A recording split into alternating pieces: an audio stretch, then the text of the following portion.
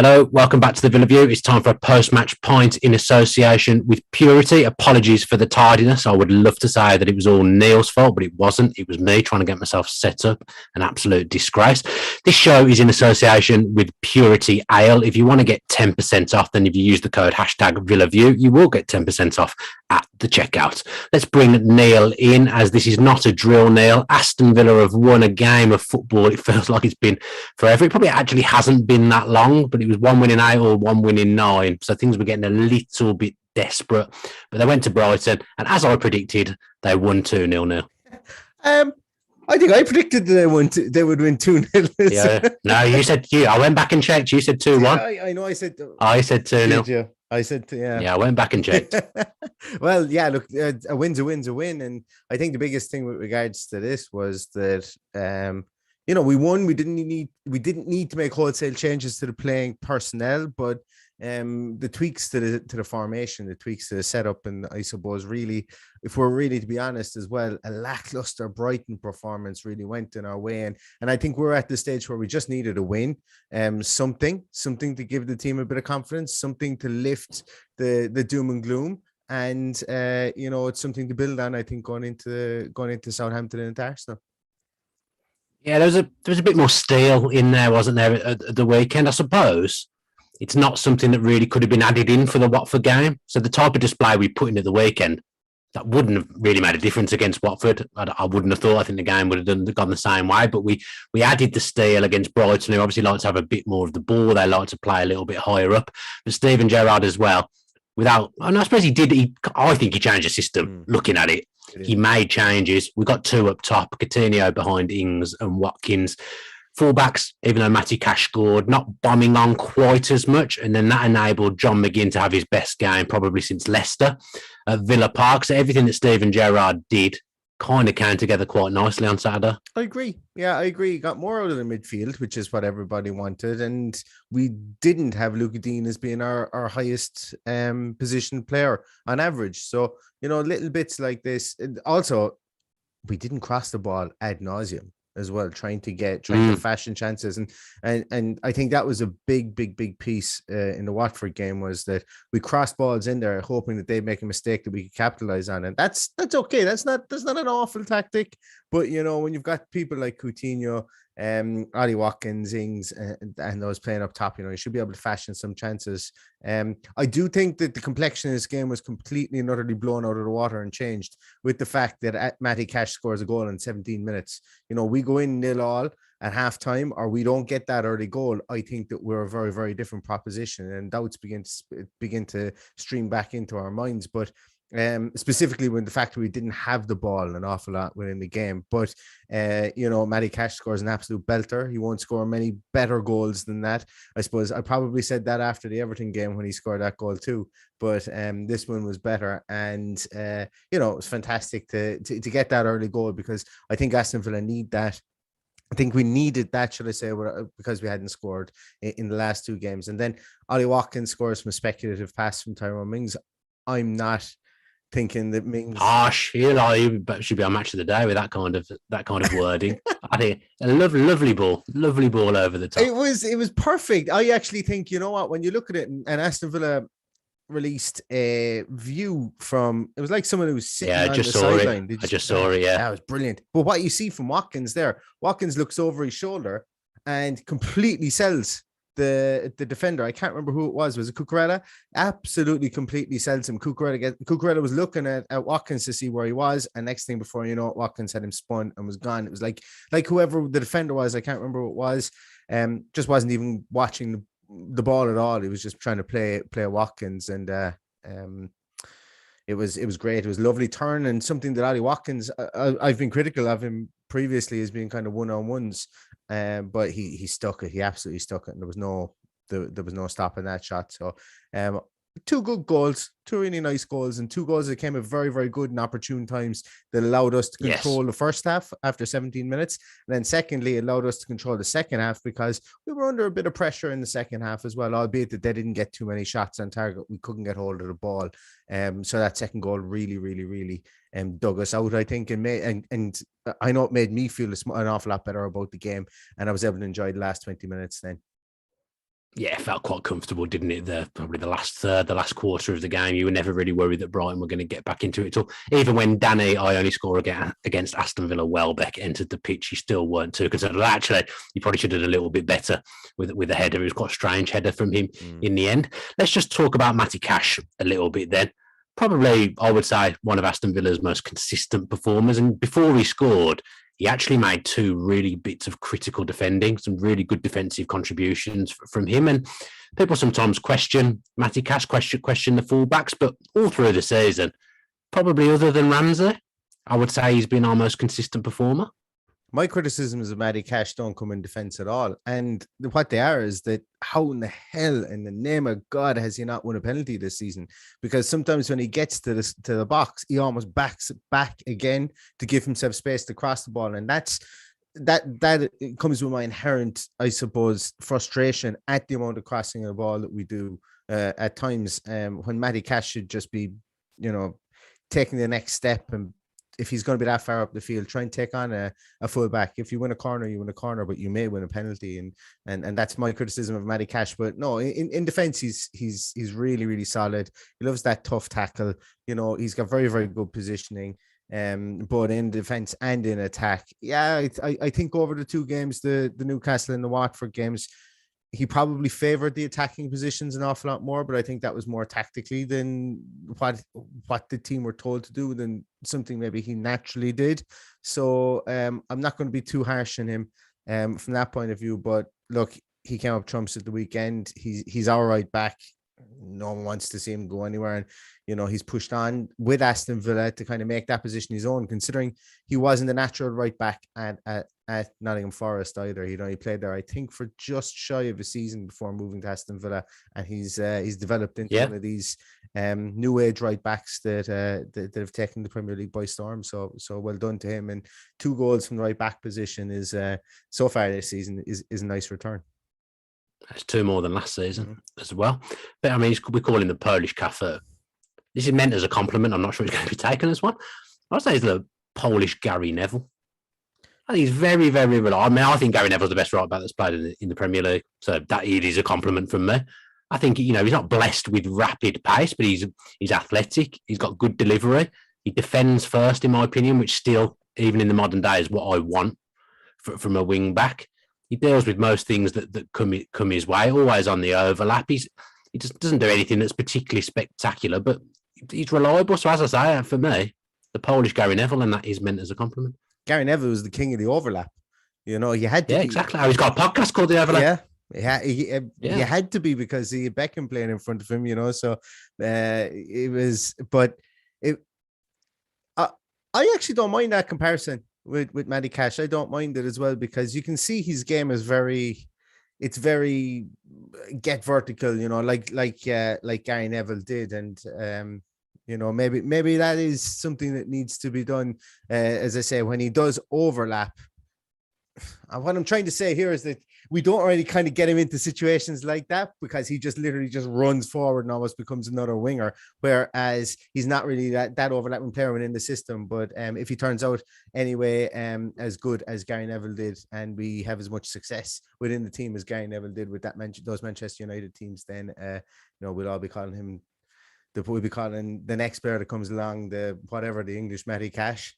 I don't say any of these chance catching on the Polish Gary Neville or the English Matty Cash. No. I don't think they'll be getting sung at any time soon. I will say as well, he's blocked. He's made a lot of good key blocks this season. I think's gone unnoticed. I think that part of his game has come on leaps and bounds this season. He was good to have Concert back in the back four as well. I just think, without doing anything spectacular, he just looked at ease through the whole game, and him and Mings, they were never really overexerted in there. But the back four just looked a lot more solid. Martinez behind them as well. Everything just felt a little bit more nice on Saturday. Kanza's really good. My dog seems to think so too. I don't know if you can hear that, but he's loving it. But Kanza is I really, really like Kanza, and I like that partnership. And to me, it's still a mystery how he hasn't even been at least called into the English squad, into the English team. You only kind of miss a player like that when they're out, and obviously the 2 games that he was out, out for didn't exactly bear any fruit for us. But just his positioning, he was very vocal. I heard Ashley Priest say that as well, that even in the ground you could hear Konza talking an awful lot more. He was marshalling Matty Cash an awful lot more as well. And I suppose when you have those, have him beside Mings, the shaky kind of games that Mings have had, having that steadying influence and that familiarity with Konza in there is going to be better for the whole back four. And long may it continue, because stability of that back four and with Emi Martinez is something that we're going to need, because clean sheets are going to be something that we're going to be working on over the course of the end of this season. We haven't had an awful lot of them this season in comparison to last year. So you'd have to think that with 30 points now that we are safe.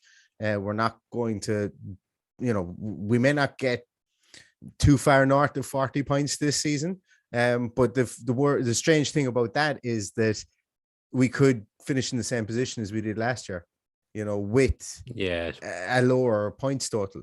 And that's a conversation, I suppose, for another day. But the only way that we are going to rocket up the table or to get the most from the remaining 13 fixtures that we have left is going to be by trying to keep clean sheets, or at least limiting the damage, because we're not going to be a team that's going to score 3, 4, 5 goals in games. We're going to be a team that are going to maybe smash and grab 1-0, 2-1s, 2-0s like we did against Brighton there, and until we can really sort out fluidity in attack, defense is going to be our best friend. And for defense to be our best friend, the likes of Cash and Konza are going to have to be top of the menu for us. Before we get on to John McGinn and look at him in a little bit more detail, I did want to talk about a Brighton midfielder who obviously has been heavily linked with us over the last 6 months or so, in Basuma. See, I mean, everyone has a bad game. I completely acknowledge that. I have bad days in what I do as well, but pretty much anonymous, really, in that Brighton midfield. I thought if that was his audition to get a move to us or a move elsewhere, I wouldn't say that he passed it. Agent Basuma, is it too early to say that, or do we have to wait? Maybe. I don't know. Maybe. He wasn't very good. No, he wasn't very good. He certainly didn't look like £50 million worth of a player. But as you said, the reactionary thing to do is to sit here and to say, "Oh, I wouldn't sign him in month of Sundays. He was rubbish. He's not any better than what we have." I think it was more so really down to the way we set up in midfield, and there was a lot of attention given to Coutinho, and it came in the form of Basuma and what was that other guy's name, and McAllister, trying to do it. And I don't think either of the two of them played particularly well in the game. I will say Coutinho was relatively quiet. He was involved in the game, but he didn't do anything. Apart from his free kick, I don't remember him having a massive impact on the game, which again is an encouraging thing for us to go there and win 2-0 without Coutinho absolutely running proceedings. And even if he was to play that decoy to kind of keep those two guys occupied in the middle of midfield, I'm okay with that, because we came away with a 2-0 win. We must have thrown a curveball to Graham Potter when we played 2 up top. And changed formation. It must have been a curveball to him. Maybe it goes to show that some teams, specifically a Graham Potter team, is set out to be really rigid and tactically adept, and I don't think that's anything too groundbreaking, because he is a coach's coach as such. He likes to set out his team. He's got a philosophy. He's a tactical guy, as opposed to somebody who's got he's a training ground manager, I think. And I think that's fair to say to him. It's not a slight in him, but if you throw a spanner into the works like that, and nobody could have predicted it, maybe it did kind of throw Basuma and like some McAllister off their game slightly. And then obviously, look, Coutinho is he's magic in a bottle when he gets going, so they would have needed to really marshal him, and it could have been something as simple as that. But he was brilliant. Basuma was brilliant in the first game in Steven Gerrard's tenure. He ran the show from midfield, but he was nothing like that yesterday. And as you say, every player has a bad game and a bad day, so I don't really care how he played, because we won 2-0. until he's wearing claret and blue. I'll worry about him then after that. Would you say that those tweaks that we talked about at the start, would they what allowed John McGinn to impact the game a little bit more? Was it as simple as that, or did he just have a good game anyway, or do you think it was because of the way we changed how we set up? It's hard to know. Really. He wasn't playing right back. I guess we'll say next week. Yeah, that's the crux of it, really. But he wasn't playing right back for a good majority of the game, which has happened previously, where he's just literally filled in for Matty Cash at right back, and that's been well documented. But maybe it could have been look, Stephen Gerrard has talked about honest conversations, and make of that what you will, but an honest conversation could literally be pointing a finger at someone and saying, you got to do more. And that'll probably show who's who and who actually wants to continue on and bring a bit of leadership out in the team. And I think one game is probably too much to be able to kind of pinpoint exactly what the difference was in McGinn. But I think it always helps the fact that he hasn't been playing as an auxiliary right back anyway, and he was able to get involved in midfield more. He was able to get on the ball a bit more, and he was able to pass it. So maybe it was just a higher work rate that he had, or the workload that he was given, considering he was able to get in the ball more, just meant that he stood out to us. Because while he hasn't been poor in games, it's just he's been anonymous because he hasn't been able to get in the ball, covering space and trying to get into an unfamiliar position of that almost wing back position that he's had to drop into recently. So when Matt Cash didn't push up as forward as much, maybe he was given license to go to play in these more natural positions. So as you say, we'll see against Southampton, we'll see against Arsenal, we'll see as the rest of the season progresses, dependent on how Stephen Gerrard sets out the team.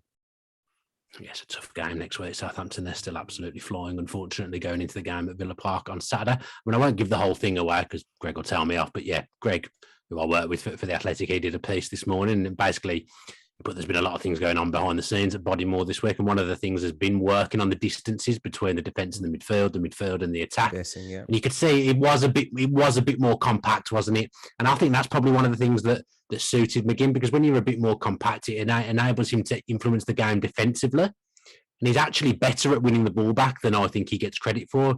He won a lot of balls back, won a lot of fouls in there in the middle of the park, and just was all around more involved in the game. But it shows those distances are critical, because you have felt in recent weeks the space has just been too big. People are too far away from each other. Like McGinn and the fullback, the distance would have been mammoth in the game at Watford. But because everything was a little bit more compact, we looked a little bit more resolute, looked a little bit more solid, but it also enabled John McGinn to do what he's good at defensively, rather than being a defender. Mm-hmm.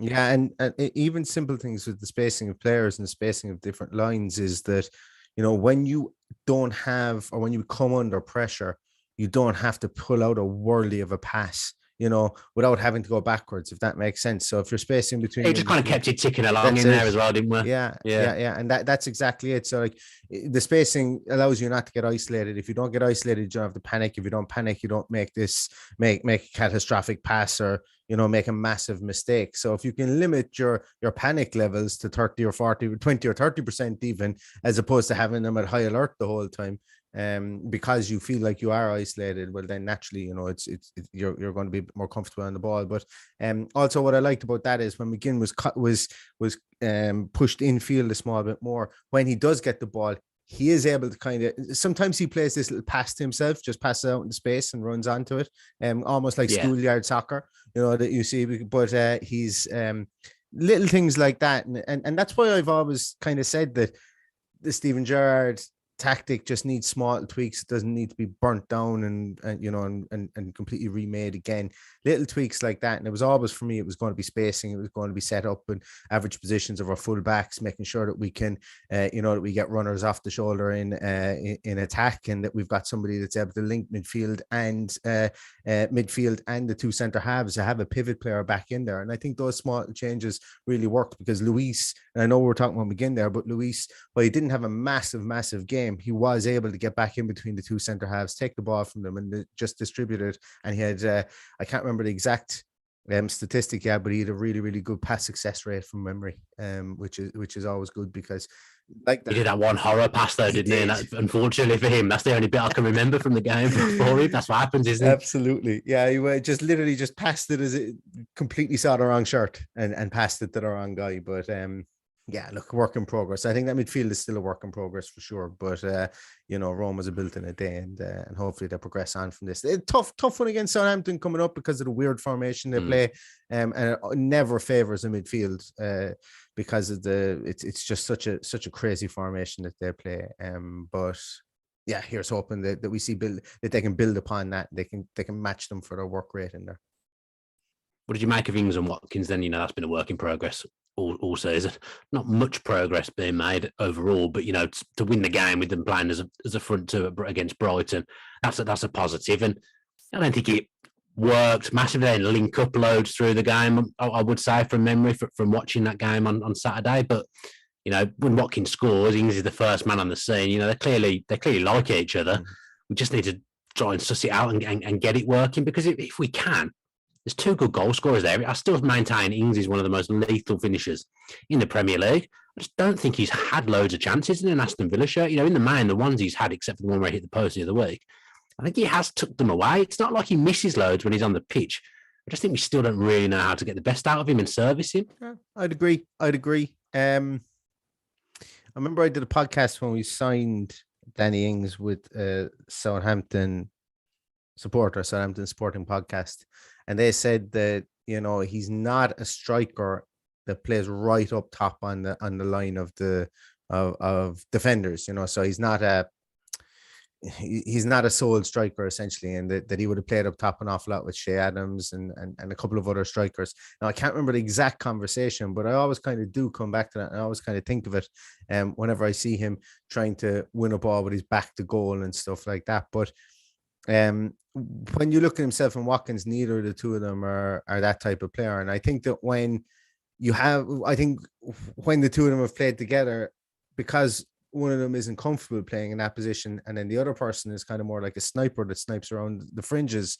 If the person not comfortable in the hold-up play can't hold up the ball or can't even knock the ball down to the other person who's sniping around the fringes, then both of them look poor. So it's a really strange one that Dean Smith played him right up top on his own, and now Steven Gerrard has come in and done it. And I think it kind of goes back to kind of the situation that we're in with the defensive midfielder, or without having a defensive midfielder, is that, you know, we're playing people in there to kind of almost take a bullet for the team because they're trying to do their best in a role that maybe their physicality or maybe their skill set doesn't quite suit. But that's not to say that they're bad players, if that makes sense. So the Ings and Watkins thing didn't really kick off at the weekend either. 23 touches, I think, for Ings, 28 for Watkins. Of those 23 for Ings, I can't even remember one touch that he had. Actually, I do. I remember he picked the ball up far or wide on the right and just played a ball massively into space, like he did for the Leon Bailey goal against Everton towards the start of the season. And Digne got onto the ball, but Digne kind of held up his run to allow midfield catch up to the play. But apart from that, I don't really remember an awful lot from Danny Ings. I thought that, you know, while he worked and he ran and there was one or two occasions where he did pull defenders around, specifically Veltman. There wasn't an awful lot that he did with the ball at his feet, I don't think. And once again, you know, this team is still a work in progress, and not everything clicked at the weekend, but 2-0 was the result, and you got to be happy with that. That's an interesting point for Mark at the bottom there, because Buendia obviously didn't even get on the pitch on Saturday. But we talked about not completely reinventing the wheel in the match preview. But if you've got the four, obviously you've got the goalkeeper, you've got the back four, you've got the three in midfield. You can be a little bit flexible, and some games play 1-10 and a 2. Some games play the 4-3-3 with the 2 10s. And it keeps the opposition guessing a little bit more. You know, Buendia is still going to play football this season, but it would be good to just have that little bit of flexibility up top, because then you're not having to shift Watkins wide or playing him out of position. You've got the option for certain games to go with that front two. So I actually think it's a good thing that Buendia came out for one game and we found a system that won us a game, because that system could well work again in the future. But you've still got the option of one of the strikers with the 2 10s in other games. So I think that's actually a good thing. Yeah, there's nobody who's put their hand up on this team to say that they're indispensable this season, and that's not having a go at Emi Buendia. But, you know, we've got a squad, we might as well use it. I remember November 2020 when we were going on a great run with Dean Smith in charge, and people were giving out that we were using the same 11 every week, you know. So the Premier League is a demanding league, is what I'm trying to get at here. Man City don't use the same players every week. Man United don't use the same players every week. Chelsea, you know, so squads are there to be used, they're there to be rotated, and you know, I'm a big fan of tailoring what you want to do and how you want to dictate the game based on your style of play to the opposition that you're playing against. If it means that Buendia comes out because Coutinho draws more attention, well, then I'm okay with that. But I'm only okay with that as long as we get the result at the end of the day and we have a coherent semblance of play on the field. I'd say Buendia will, you know, it's hard to change a winning team, but I don't think that Steven Gerrard will be afraid to change that team at the weekend against Southampton. You know, if he feels he does want to go back to his 2 10s and 1 9 up top, So as you said there, yeah, I'm not worried about Buendia not starting. I think there'll be some games where maybe Bailey starts instead of Watkins, or Bailey starts instead of Buendia, or Bailey starts instead of Coutinho, and we see a small bit of a change around because we've got a fantastic squad here now. We've got a squad with some good attacking intent, and to get them all into the team is not going to be possible for every single game, but some games will dictate that we've got to change formation and change personnel. The goalkeeper, the back four, and arguably the three in midfield pick themselves. But then I would say those front players, on any given day, any of them could be a match winner and any of them could start. I think I'd quite like to see that it chopped and changed the front three as the season goes on, or change it to a 1 and a 2. I think that's a positive thing. Like you said, Leon Bailey, again, he didn't even get on the pitch at the weekend. That's 2 of your big summer signings, not even getting a minute. Both sat on the bench for 90 minutes against Brighton. So, and you've won the game. I'd say that is a good thing. Just finally, before we go, we all talk about the need for a number 6, and I'm saying the midfield picks itself. Probably that's until Nakamba comes back, because then I think he's going to add something to that midfield when he's fit again. But Tim Arogbenham came on at the end of the game, and I think he's going to see some football towards now the end of the season. You might see some brief cameos. You get safe. There's a little bit of an element of a worry that we might get sucked in. Stephen Gerrard alluded to him itself, but Roggenham came on, got some football, didn't look out of place, and Gerrard spoke highly about him, and Michael Beale, I think, did as well on social media after the game. That was a nice thing, because he's been on the bench a lot this season without getting on. To see him come on and see out the game for Villa and look neat and tidy and not out of place, that's another perk. And that's the kind of thing you can do when you're actually seeing a game out and winning a game comfortably, something that we haven't done too much of recently. You'll then get the chance to see people come on and get some football. Yeah. Great to see him. Great to see another person off the bench that's come through. I was going to say come through our academy, but that's a bit cheeky. But at least has spent time. Nabbed. At least definitely nabbed. Spent time in our academy. But as somebody that, he was identified early on in the summer last season, and he came in. And he's pretty much been with the first team since. He's gone and he's played with the under-23s and whatever else. And he was, wasn't he sent off during the week, I think, on Monday last in an under-23s game. But he comes on the field, doesn't do anything massively brilliant, but, it's great to see him getting time against the Brighton team there, and time when we're 2-0 up. And like you, I think that he will be rotated in and out of the team. And we've also got people like Carney Chukwuemeka and Ashley Young brought on again in the midfield position. Morgan Sanson comes on for Douglas Luiz. So the numbers I mentioned in the preview, that we've only got 20 outfield players in our squad, outside of kids essentially. And for me, if they all stay healthy, we've got some very, very serious options in there, and it's all about then finding the tactic in any given game to fit them into. And now we can say that young Tim is definitely one of those guys that the coaching staff have faith in, and I'm sure they will use him over the course of the next 13 games. Yeah, name drop about to come in. I can't remember whether I've said this on the Villa View or any podcast at all, actually, but I was at the Premier League Productions a few weeks ago doing something for them, and Chris Brunt was in the green room with me. I was talking to him, and he brought up Arogbenham. His name I'm still saying wrong, I'm pretty sure. But he said he's worked with him because he was doing some youth coaching at West Brom, and he said he's going to be a very, very good player. So that was encouraging to hear, and good to see him get on the pitch, and good to chat to you as always, Neil. No internet issues for us today after the shambles that was the match previous. So that's a positive as well. When Villa win, everything seems to just fall into place, doesn't it? Everything just feels a little bit better. So yeah, thanks to everyone for tuning in as well. I'm not sure how many people have joined us. It's a bit of a weird time, 5 p.m, to be doing this, but hopefully if you haven't tuned in live, you'll have caught up. And of course, obviously, you're listening to me now, so you probably have caught up. So I don't even know what I'm talking about at this point. Hashtag VillaView is the code to get 10% off Purity Ale, all their beers, all their ales. Some lovely, lovely stuff on there. So do check them out if you do want to get a discount and treat yourself a little bit. We'll be back for a match preview at some point before the Southampton game, probably Friday. Tough game. As I've said, Southampton are absolutely flying at the moment, so it won't be easy at Villa Park at all. But at least we have got Danny Ings on our side this time, because he always scores against us. But unfortunately, we didn't manage to nab James Ward-Prowse. Thanks ever so much for watching. Have a good rest of the evening and have a good week as well. Up the Villa.